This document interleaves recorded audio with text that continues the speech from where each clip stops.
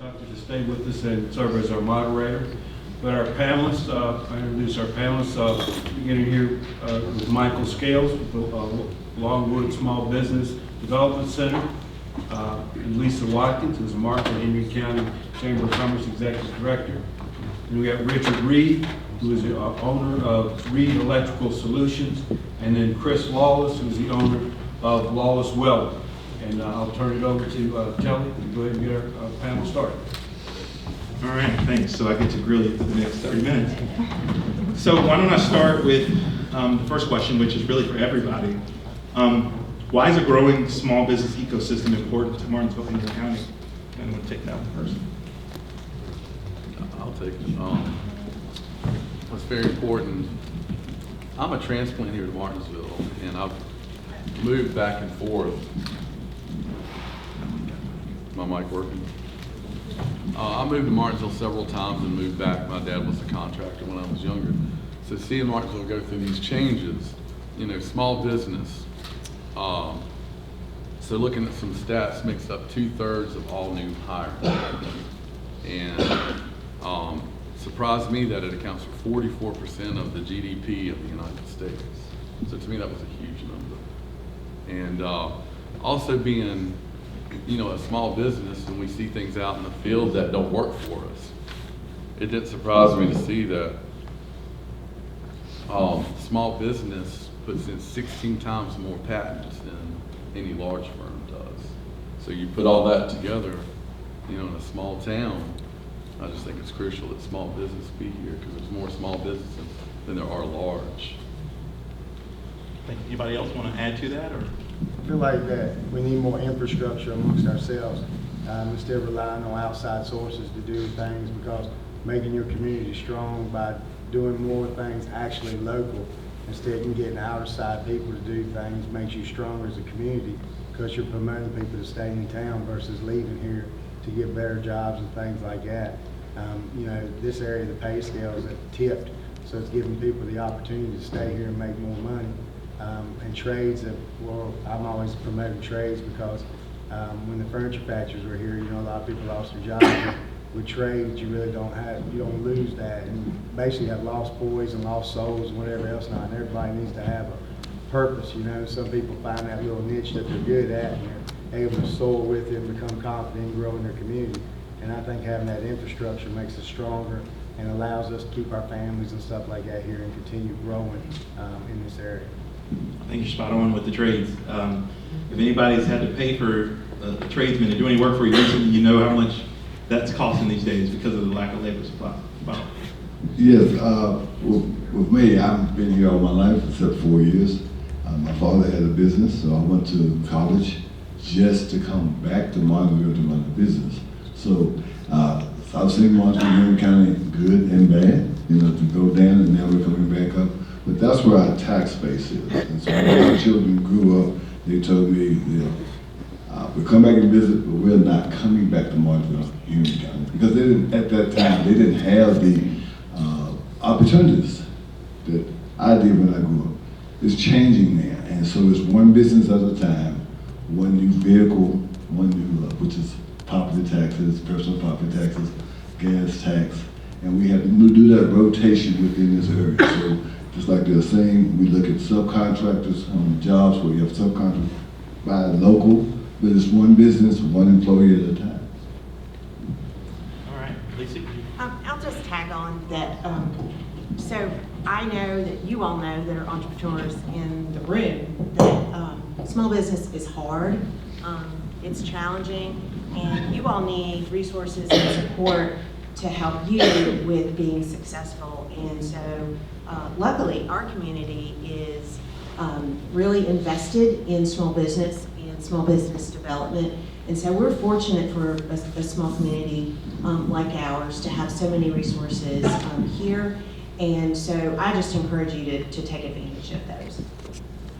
One thing I'll add to the panel's comments, and I think all of you were spot on. Michael, you kind of touched on this.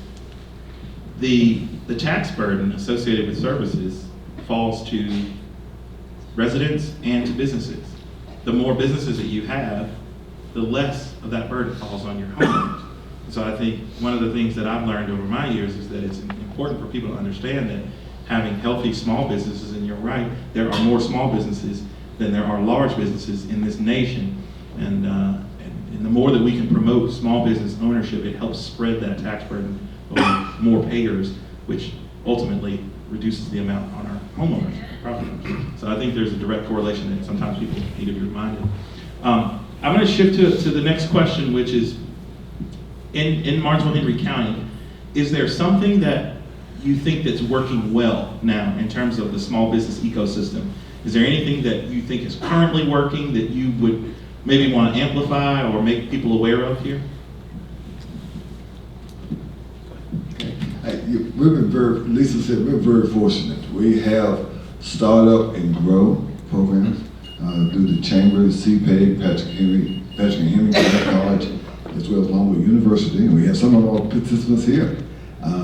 That is a startup. Just as you have the Dream Launch, ours is startup and grow, and that provides opportunities for business plans, launching. Again, you go for startup, and panelists here today are participants of that.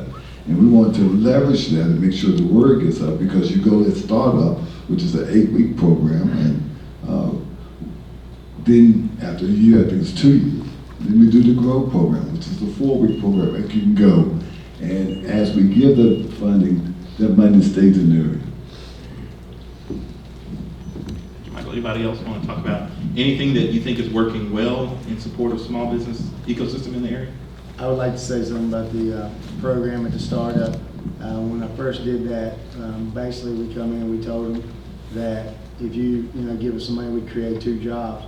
And when we said that, now we're actually 18. So we went from 2 to 18, and that grant money, that and the growth program and things like that helped contribute to that, because it helped us get a leg up instead of trying to keep us down. We actually took it and we ran with it, and we did what we could and just grew it. We took a building that was absolutely doing nothing, and now it's it's flourishing. We're running out of space. So I want to say that you just take advantage of every opportunity like that you can get, and those programs are awesome, and I hope they keep continuing to do it. Congratulations on your success. Thank you. That's remarkable. I'm going to do an unscientific poll here. How many people in this room know somebody in this community with a unique skill? Just about every hand, right? Sometimes people with unique skills don't know how to turn that into a business opportunity. So, I often run into people who they might have a skill like a welder or a machinist or something like that, or a carpenter, they do woodworking, but they never really thought about, how do I monetize that, how do I turn it into a business? Programs like the 8-week program you talked about helps people think about, okay, how do I take something that I know how to do, or an idea that I have, and turn that into something that becomes a small business? So encourage people. Sometimes they need a little push from people in the community. Encourage them to participate in programs like these. I've seen tremendous success stories, and yours sounds like one. So, all right, I think this question might be more for Chris or Richard. Can you talk a little bit about your experience in starting a small business?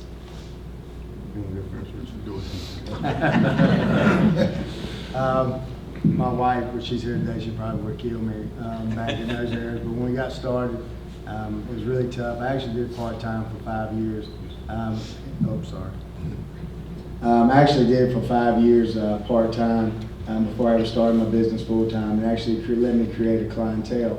And I remember when I took that move, we actually just had our first child, our actual own child, but when we had him, it was risky business, because here I was taking this leap of faith to go out here and do this. So me and my partner, we actually just got together, we hunkered down, and we worked all night long. It was like some 24/7 hours. And we actually ended up creating a specialty team of like welder manufacturers, and we keep the manufacturers moving. Like, these people call us whatever, and their machines are broke down, so they can't make money. So it's allowing us to come in and fix their problems so they can keep doing what they got to do. And it's really the service industry, and we show up and we do it and we take care of it. And we've grown relationships. But it took many years. It's finally now 5 years before we're finally reaping those benefits. There was a lot of long hours, taking advantage of programs that were offered to us when we could, and just learning, educating, and going from there and trying to get this and get that. And it takes time. But we finally there, like I said, a lot of long nights, a lot of time sacrifice from family. I think anytime you're successful, something in your life sacrifices one way or the other. But now we're doing better. You know, like I said, we got all our employees are like family now. We still want to keep growing and doing our thing. But, you know, majority of us, the people here have been great to us. We've been blessed. So, you know, had a lot to do with it too. But just getting out there and just hustling and doing it all day long, all night long, 7 days a week. And anybody says that they don't, I mean, I doubt they're making as much, but they're doing okay. You know, so, anyway. So being an electrician, I guess now for 30 years, I've always had my ear to the ground and watched this trend of skilled trades going down, because when I graduated from Martinsville High School, all they were pushing is you got to go to college, get a 4-year degree. Got to go to college, get a 4-year degree. Well, I took electronics in high school. I took ROTC, and I wanted to go to a technical school, but I didn't necessarily, I wasn't, you know, the fraternity type and go to college, even though I think a lot of people is. So I knew what I was going to do. Working in industry as an industrial electrician for many years and being a manager for 20 years, I watched the local papers in the city and the county, you know, would discuss about skilled trades, and I saw the trend where skilled trades was going down, especially when the baby boomers started retiring. So I had made note to my wife that, you know, I'd like to start my own business, but, you know, my job's kind of comfortable right now. I make good money, I got good insurance, and I don't know, I'll think about it. And I've had many calls of people saying, can you come look at this, can you come and look at that? I'm like, well, I'll come and like direct you as a friend, but I don't have a license or business license to do that. So I just kept watching, and I got to a point in my life and I'm like, you know, I never took risks because I'm always, well, I'm comfortable here and I know I got a job, and I'm like, it's time I mix it up a little bit. So I decided to look into starting my own business. Now, technically, I knew everything that I thought I needed to know. I could handle everything in the field, do my own engineering, but then I'm like, well, I don't know. Do I go to the city? Who do I go to the city and ask, like, I want to start a business, what do I do? Or the county. So when I decided to start and got serious about it, my wife says, if you're serious, she says, I think you got to turn the application in tomorrow. And I'm like, tomorrow? And it was startup. And I'd seen the chamber and heard of the chamber, seen all the stuff they're doing in local, but I hadn't heard of startup per se, or just hadn't paid a lot of attention to it. So we get the application and fill it out. And I wasn't aware at the time that you could pitch for funding or grants. And so when I got into class, I found this out. I'm like, oh, this is great. You know, put together a business plan. The hardest part was going to be standing in front of the judges and pitching my idea, because I hate speaking in front of people. So anyway, I'm like, well, you know, do or die, I might as well do this. So I went ahead and got started, and then when it started, I mean, the very first night, I learned stuff that I didn't even know. And I was in the process with Richmond getting my master's electrician's license, and I wanted to go for a Class A contractor's license, so I wouldn't be limited to how much money I can make or what size jobs I could get. My only limitation would be the size of my company. And I got all that started, and thanks to Lisa and Michael and some other people out in the crowd, MHC, and just starting up the business, I was, I guess, overwhelmed at the support that I had on the side that I didn't know anything about. Like getting a business license and what do I got to do. And one of the biggest eye-opening things, because I'm a numbers guy, but I'm not a money accounting guy. So I found out real quick, you need to hire an accountant. And especially, you know, they had the guest speakers come in that were accountants and stuff. So I got real friendly with QuickBooks really quick and decided, man, I hate this thing. And I said, I'm gonna do up to this part, and then I'm gonna hire a pro to do that part. And but I know, I guess, starting a business, it was scary because, well, I'll tell you just real briefly, I was a comfortable job, good benefits. When I decided to leave, well, first I decided I'm going to do this part-time. So I kept my full-time job as operations manager / engineer, and started RES and thought, I hit a job or two during the week, something small, and then do my bigger jobs on the weekend. 3 weeks later, I mean, I had so much work come up, and people knew me in the industry. I said, I'm gonna have to make a decision. If I'm gonna make a go for this for myself, I need to do it now. And after long discussions with my wife about comfortable and secured money, I'm like, I'm gonna jump out there where there's no safety net. If I don't work, I don't get any money. If I take vacation, I don't build up vacation time. If I don't work, I don't get money.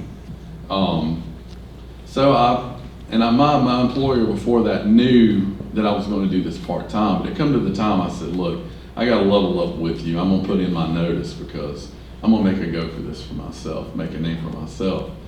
3 days after I left my job, the governor shut the state down for COVID. So I'm like, man, what have I done? But with all the support that I had from a startup at the time, and I'd already got going, I knew that it was a phone call away that I could call these people. And if I had a question or something I didn't know, if they didn't know, they were going to get me in contact with somebody or give me the information.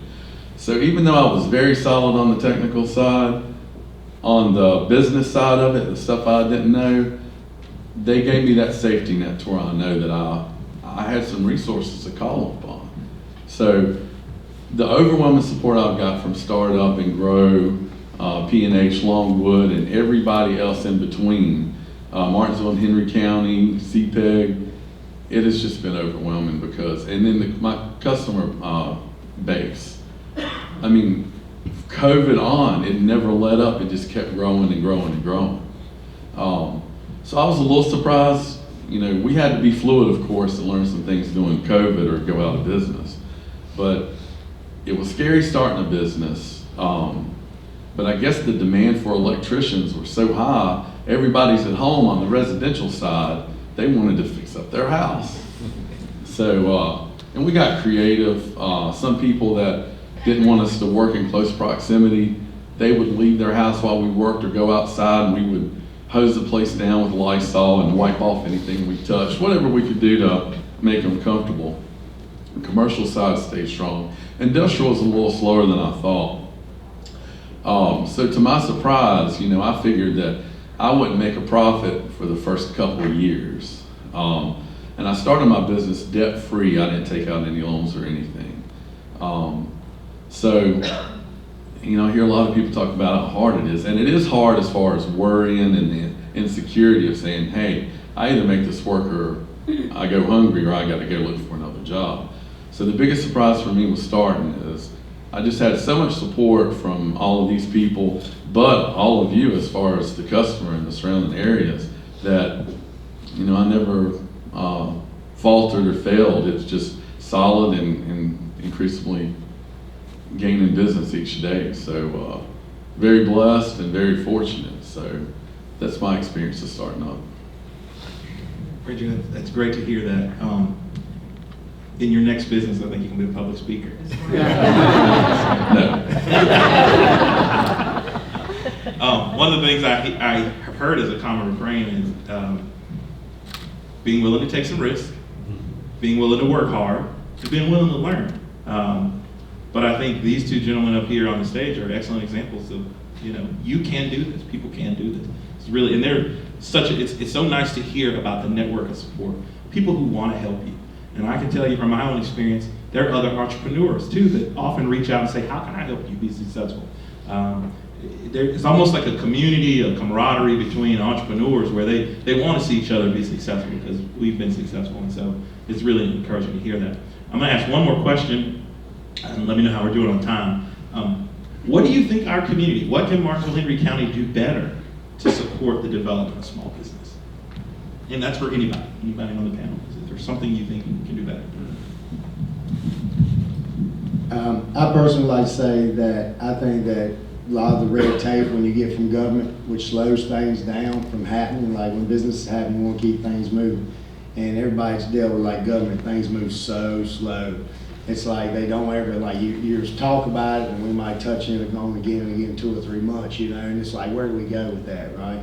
and then you're going out and you're trying to get help, and then you get fussed after getting help, you know? So it's like, we need to get rid of the red tape to help businesses flourish and do what they need to do. I think a lot of it slows business down because if you're having to deal with government issues and the red tape and stuff, you can't concentrate on your customers and your clientele, and you can't really grow your area. I think taking a lot of that out of some of it would help out as far as that goes, and continue doing programs like the Startup and the Grow, and maybe instead of basically making the same program at the same time or things of that nature, you have programs that combine to do greater good than one good, you know. I think that sometimes would help. People just being more able to work together and things of that nature, and just trying to look past the egos and things like you said when you check those type things. I think getting past that and trying to get and move on, I think that would help the community as a whole instead of just personal agendas or things of that nature. Government just takes so long to work through, I think, too. So I think trying to get some of the red tape, trying to move things along, to move businesses quicker will help out everybody. Anybody else? I'll interject just a couple of things. I agree with Chris. And some of the things I'm noticing is if you call me out, I charge by the hour. And unless I've estimated a job for you and we sign a contract, and then I just do it by the job. But in my trade, I have to get permits and other paperwork. So what I've noticed is some of the antiquated systems that areas have don't allow you to do this stuff online. So you have to physically go there and get a piece of paper. And that slows things down too when you have to take 2 or 3 hours to drive, you know, whether it be to Rocky Mount or Patrick County to get something that you can't do online. And some of these processes could be speeded up by, you know, more up-to-date software and more things you can do, you know, at your office. Both good suggestions, and I think we've all learned to do more since the pandemic started online than we probably ever thought we would. I don't know about you, but I never thought I'd conduct board meetings or strategy sessions, you know, through an 8-inch computer screen. Just never thought that would be me. But I think we've all learned to do more, so I like that suggestion. Anything maybe from a service provider standpoint, is there anything that you think the community needs to do to support you or to continue to grow from a programming or small business program? So one of the things that we hear from the service side is we need this business, we need that business, and sometimes I think we forget that it's up to us to help grow our community and our businesses by supporting our local businesses and just thinking about them first before we reach out to someone outside of our community and out of town for services or retail or anything, just to support those businesses. And if you don't have the experience that you expected, to go directly to that business, that's where I'd say don't go online and handle it. Directly go to the business owner and share what your experience was and what you would like to see differently. And I imagine that business owner would certainly try to resolve that issue so that your issue that you had, you don't have it again. And maybe they're not even aware of that. So that's something I think we as community members can do to support our businesses. And then one of the things that we've seen with Startup and Grow is that, you know, we welcome other partners to the table. It's a program that honestly, it started out as a DHCD grant in 2015, and it's blossomed into the program that it is. This fall, Patrick and Henry Community College and Michael Scales with Longwood have committed to providing an additional Grow training program. So as we can grow the opportunities where entrepreneurs can take advantage of the training and mentoring, that is something that we welcome other partners to the table. This is not just Chamber and CPEG doing it alone. We stand with some really great partners to make this happen. And then the other part that comes after folks like Chris and Richard go into business is just the mentoring piece. So if you're an entrepreneur, or you have some expertise and you want to volunteer your time and service, we would certainly welcome you to do that to help our entrepreneurs remain successful in the community. So, thank you. One of the things that I want to make sure it's not an oversight is what the community can do is to support the educational institutions that we have, the education programs. And the reason I say that, we keep talking about trades and skill sets, employability, you know, how to show up on a job on time. I wear two hats. I work for Longwood University helping small businesses, new and existing, but I also work for Patrick-Henry, and I teach math classes in the morning, the same math that the welders are going to need, the nurses are going to need, the motorsports, I have some engineering people. And one of the things I hear the most is, make sure you teach them how to read a ruler. Okay? Make sure you teach them to show up on time. Okay? Employability. So, you know, this is coming to our young people and older people. And in the evening, I'm teaching construction skills, core, a heavy equipment operator, which we're using simulators. Guess what we're teaching? Rulers. And there are opportunities, and a lot of times these programs are free. So the same, that's as pipeline, the reason I'm saying that is the pipeline of the employability skills that Richard, Chris, and all these other businesses will need. And we can do that homegrown. Thank you. And I think on that note, we're getting the hook. Oh, no, We have time for a couple of questions from the audience. If anybody's got a question for our panelists.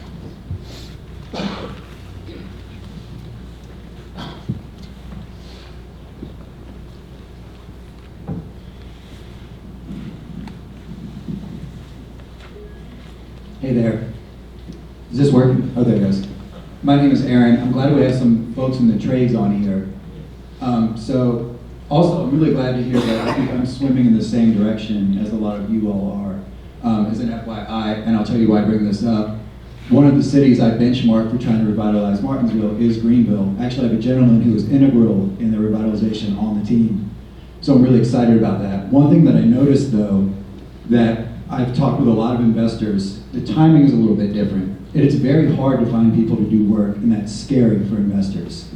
So when we talk about a 40-year plan, I think the education piece is critical, and I kind of want to hear what you guys have to say about this and what would encourage you if you were to go back to your young selves, but in present time, to get you involved in the trades.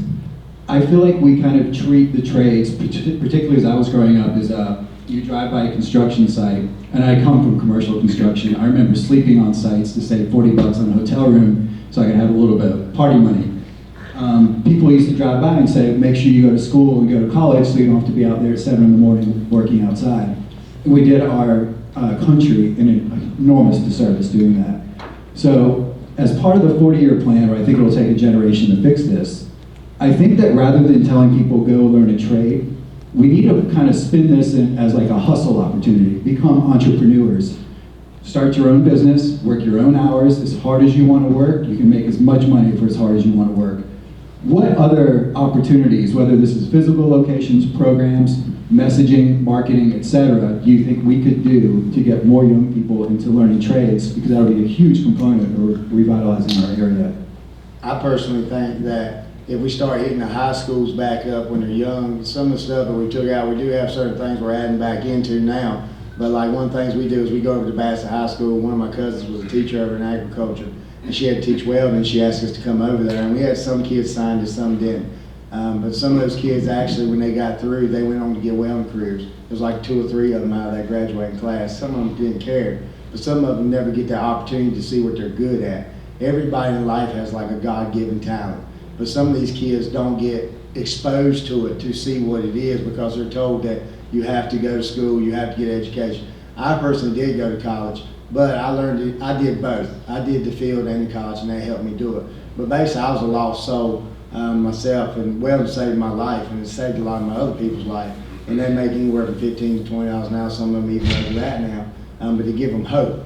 And there's people out there that you have to give hope. And some of these kids, if you get them young and you spark the interest before they ever get out, it gives you the opportunity to give them a hope and give them a future and some of the stuff they never knew, and gives them ability to make money.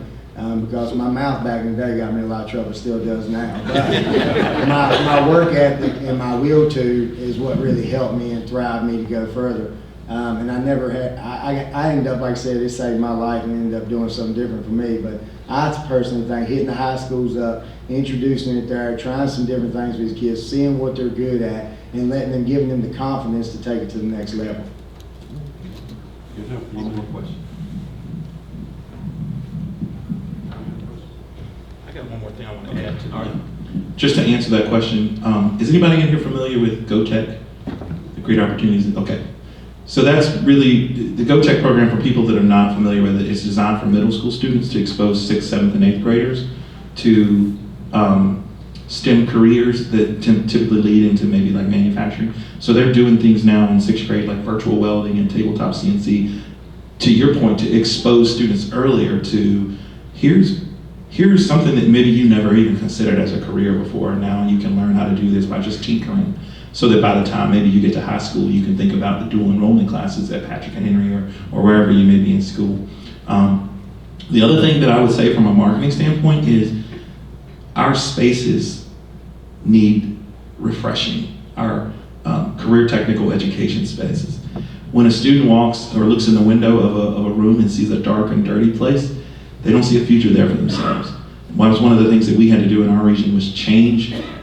We have machining labs now with white epoxy floors and natural light coming in. They look more like medical labs than they do like a manufacturing place, because not all manufacturing is dirty. As a matter of fact, most of the new manufacturing that's robotics and technology focused looks much cleaner than it did before. And I think that becomes appealing to parents, to counselors, to teachers, to say there's a future in it for my young person. So I think that needs some attention. And then the last thing I'll mention is young people who have gone through these programs are your best salesmen. I can't tell you the reaction we got when we took a high school machining student who had gone through the program in high school, the Career Technical Academy. I think he did one additional year in community college, so the equivalent of 2 years, but 1 year removed from high school. He got a job, and first thing he bought was a truck, right? He was like, I'm getting me a truck. Shiny new red truck, he put big wheels on it. What did we have him do? We had him drive back to the high school, GW High School, and park it right in front of the class. And then right when school got out, all the other kids came and they were like, wow, man, I like your truck. I like your truck. It's a really nice truck.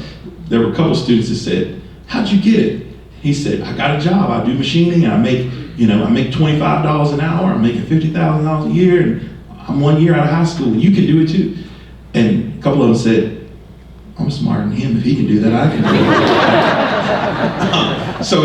But that was an inspiration. It's different from us telling a young person this is what they should do. Their peers have to tell them to. And if you use those young people who've gone through those programs to be successful, they'll be your best cheerleaders. All right. Thank you. Let's give our panelists a round of applause.